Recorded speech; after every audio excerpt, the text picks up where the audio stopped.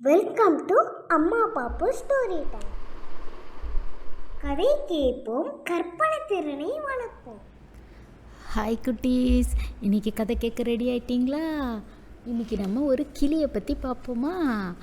ரொம்ப நாளைக்கு முன்னாடி உலகத்தில் நிறைய பறவை இருந்துச்சு. அது எல்லாம் ஒரே மாதிரி சாம்பல் நிறத்தில் இருந்துச்சு. அப்போது ஒரு வசந்த காலம் வந்தது. அப்போ பறவைகளோட அரசன் என்ன பண்ணுச்சு? எல்லா பறவைகளையும் கூப்பிட்டுச்சு. எல்லாரும் அரசர் முன்னாடி வந்து சந்தோஷமாக நின்றுச்சுங்க.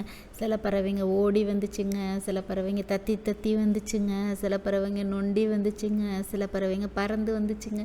அப்படி வந்து எல்லாம் மகிழ்ச்சியாக இருந்துச்சுங்க அந்த இடத்துல. அப்போ அரச பறவை என்ன பண்ணுச்சு? அதோட ஒரு ரெக்கையை வானத்தை நோக்கி திருப்புச்சு. வானத்தில் பார்த்தா பெரிய வானவில் வந்துருச்சு. உடனே எல்லா பறவைங்களும் வானத்தில் உள்ள வண்ணங்களை பார்த்து ஆச்சரியப்பட்டுச்சு. ஐயோ, ஊதா, கருநீலம், பச்சை, மஞ்சள், காவி, சிவப்பு அப்படின்னு சொல்லி சொல்லி எல்லாம் சிரிச்சிச்சுங்க.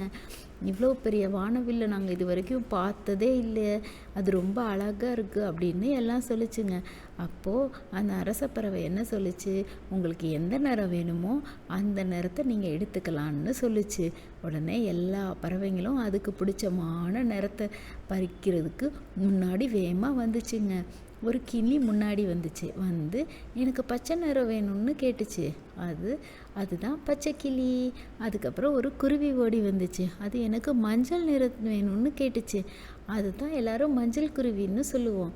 அதுக்கப்புறம் ஒரு குருவி எல்லாத்தையும் தள்ளி விட்டுட்டு முன்னாடி வந்து எனக்கு சிவப்பு நிறம் வேணும்னு வாங்கிக்கிச்சு.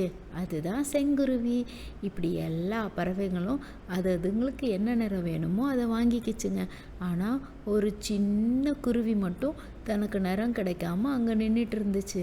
அரச பறவை அந்த குருவியை பார்த்து கேட்டுச்சு, நீ ஏன் மற்றவங்க மாதிரி வந்து நிறத்தை கேட்கல அப்படின்னு கேட்டுச்சு.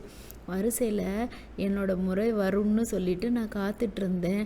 ஆனால் இப்போ எல்லா நேரமும் முடிஞ்சு போச்சு, நான் என்ன செய்வேன்? நான் எப்பயுமே இதே சாம்பல் நிறத்தில் தான் இருக்கணுமா அப்படின்னு கேட்டுச்சு. அரச பறவை சொல்லிச்சு, எல்லாத்துக்கும் விட்டு கொடுத்து நீ பொறுமையாக இருந்த, அதனால நீ சாம்பல் நிறத்தில் இருக்க மாட்டேன்னு சொல்லிட்டு எல்லா பறவைங்களையும் கூப்பிட்டு எல்லாத்துலேருந்தும் கொஞ்சம் வர்ணத்தை எடுத்து அந்த சின்ன பறவைக்கு கொடுத்துச்சு. அந்த சின்ன பறவை ரொம்ப அழகாயிருச்சு. அந்த சின்ன பறவையோட பேர் தான் பஞ்சவர்ண கிளி. என்ன குட்டீஸ், இந்த கதை பிடிச்சிருக்கா உங்களுக்கு? இதுலேருந்து என்ன தெரியுது?